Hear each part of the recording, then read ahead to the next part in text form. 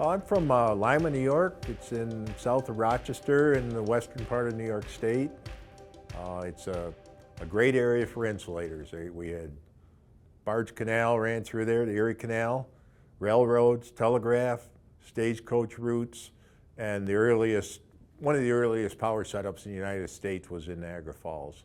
I specialize more in early telegraph insulators, early porcelain insulators, turn of the century, 1900s or before. As kids, we spent a lot of time along the railroads and doing things that kids do, and once in a while we'd break an insulator or, we'd find them on the ground.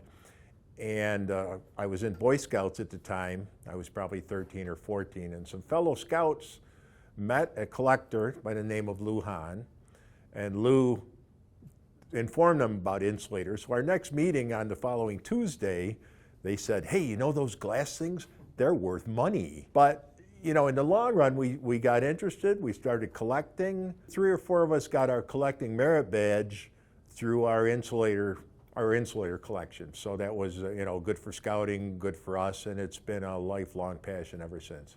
In 1983 or 4, they had a national in Rochester, New York.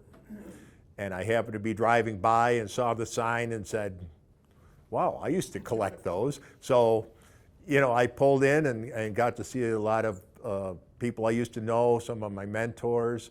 And it was that fall I started attending shows again. The dream piece is my Emingers. Ever since I saw a picture in the early Millhounds book, there was an Emingers that Mickey and Ellie Dutcher had found. They were from New York State also. That's been my dream piece. I've hunted the line many times. I'd still like to find one. Originally, I started off with Hemingways. Those were long gone.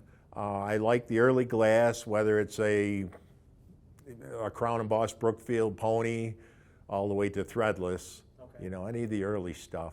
I've tended to specialize in the Lima insulators and the Fredlock pieces, early Fredlock.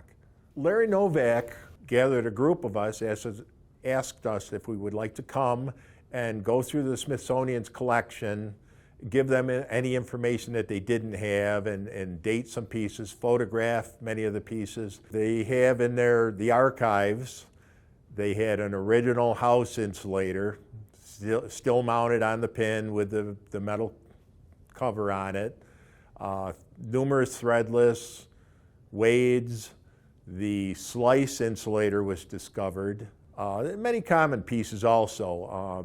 Pieces had been donated from past collectors. Gerald Brown had donated quite a few. There were also pieces donated to the museum back in the 1870s and 1880s. So it was a good experience. If you're in an area where you can hunt and actively look for insulators, I encourage you to get out. Walk the railroad lines, do the research, find old telegraph lines, find old power lines.